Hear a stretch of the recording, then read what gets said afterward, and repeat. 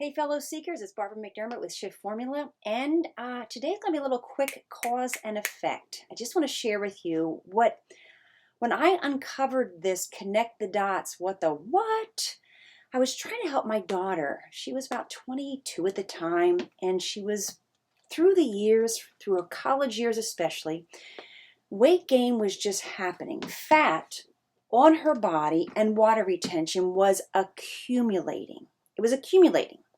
Now, this gal exercised, ate healthy, comes from a family that, well, we've always been fitness people, so we understand a thing or two about nutrition and exercise and how they're supposed to deliver the holy grail of weight loss. But for her, it wasn't working out.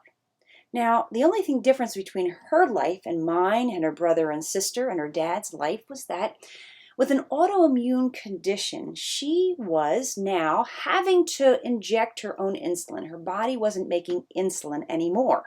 So, discovering that none of us can lose body fat. We can't use our body fat unless we're in this state called ketosis. And guess what? There is no way we can get into ketosis if our insulin levels are elevated. Remember, I just said my daughter was injecting insulin. How the heck was I going to help her get into ketosis, burn body fat, if she has to inject insulin? Okay, now that's the type 1 diabetic's plight. However, for the rest of us, diabetes is the messenger of the 21st century if we're just willing to stand still long enough and roll up our sleeves and take a hard look at the science. So let's look at this connect the dots and see if it doesn't help us to pinpoint perhaps our problem, okay? What is the cause of any person's body fat accumulation? When you can call it chronic weight gain, you can call it the inability to lose weight despite all the effort. I talked to a new client recently, and she told me that 3 different times she fasted for 36 hours, and she gained weight. It's not calories, is it? Because she wasn't eating for 36 hours. What it was insulin. Her insulin levels were elevated. Insulin levels spike for a couple different reasons. However, the power information here is it's not calories, everybody.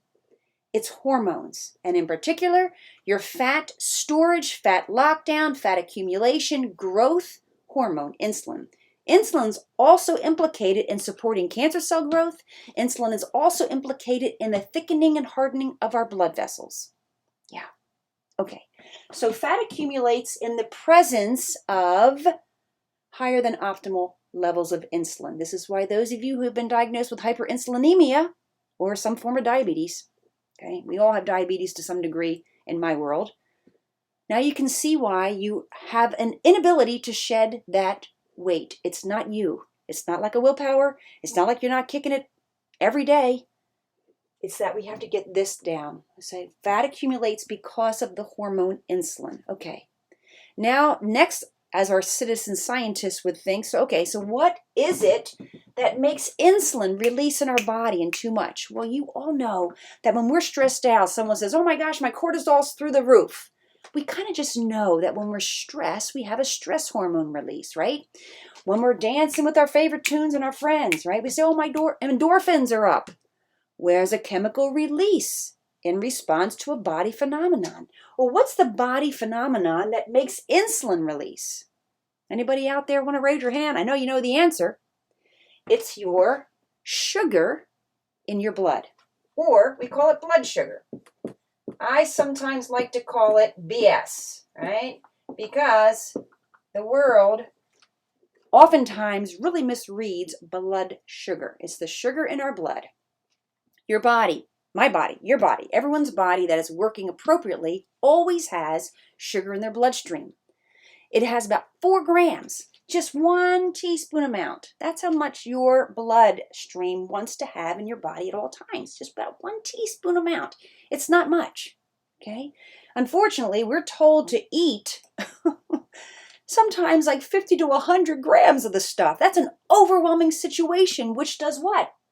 Makes your body release the fat storage hormone insulin. Okay, remember blood sugar is just glucose in your bloodstream. That's cancer cells' preferred fuel at the ready. Let me suck it up. Insulin makes sure that angiogenesis happens for those cancer cells and they grow more blood supply like tentacles so they can suck up more of the damn sugar from our blood. Okay, so fat accumulates because of insulin. Insulin is elevated because of blood sugar. Where does the blood sugar come from?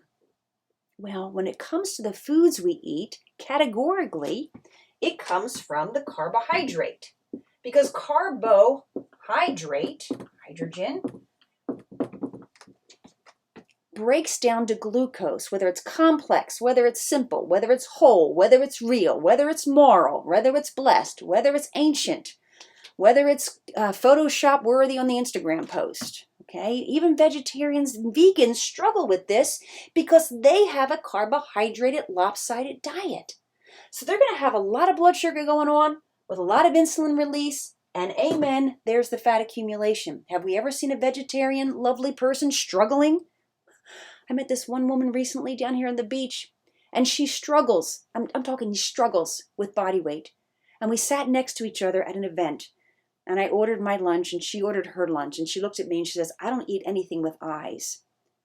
And inside my brain said, yeah, obviously you don't. Because this woman has this going on big time and she has no idea the connecting of the dots. But here's the crazy thing. We think that it's just the carbohydrate and protein also. When we consume more protein than our body needs for repair and fortification at the time, your body converts it to glucose, okay? So it can also act like a carbohydrate. Have you ever heard someone say that protein is a conditional carb? That's confusing, isn't it? But what they're saying is that it can behave just as a carbohydrate would behave in your body because protein, gluconeogenesis, can be converted to glucose. You mean protein becomes blood sugar? Yeah, unfortunately, protein also becomes blood sugar. Sounds like we're up a creek, but I'm telling you, we're not. Your body can handle way more than it sounds. But here's the thing. Remember I just said protein can be converted to glucose? Well, carbohydrate as a food category is actually, you ready? It's non-essential. Protein is essential. Your body can't make amino acids all by itself. You got to eat them. Fat is an essential macronutrient. Your body cannot create all the fatty acids it needs to fortify and to survive.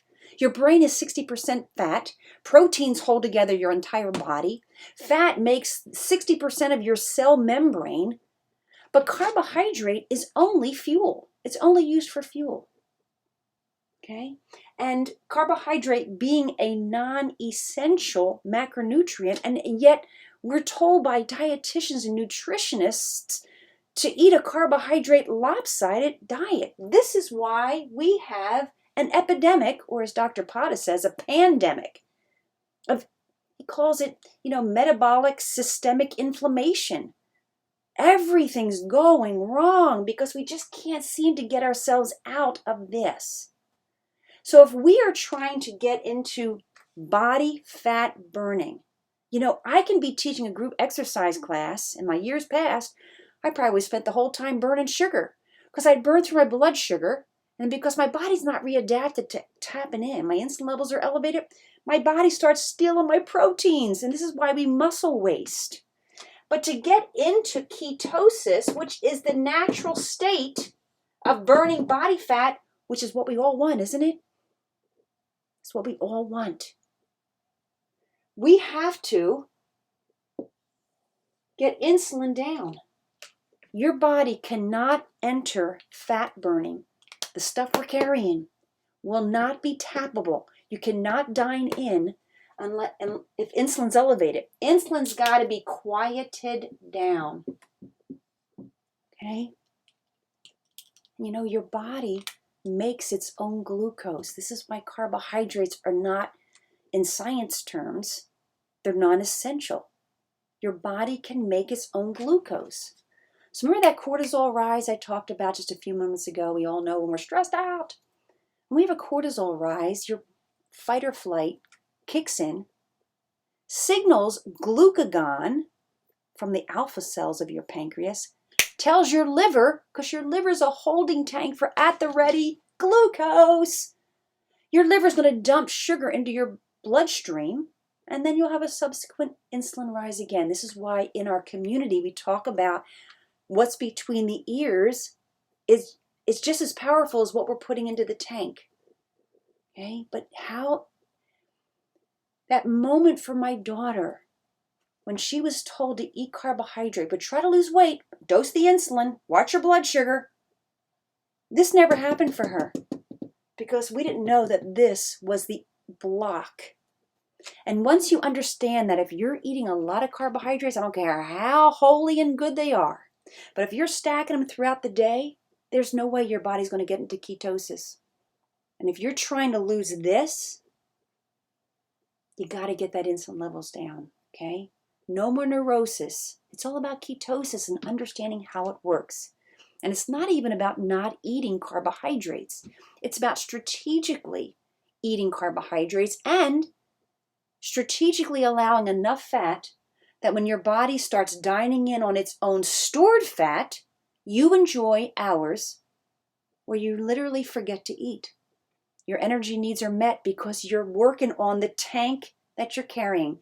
You know, we were created by a divine being who knew how to make things work. We actually carry our fuel on our body. However, because we've been told to eat a carbohydrate lopsided diet, we haven't been able, because of the hormone insulin, to tap in to that power fuel we've been carrying. Once you're into fat burning mode, you're going to go and ride your bike for a couple hours, right, Beth? I mean, we went for a hike. Like, how long did we hike? Hiking on body fat, biking on body fat, daily work on body fat, creative thinking, production, problem solving. This is why those of us who know a thing or two have it a little bit easier than those who don't.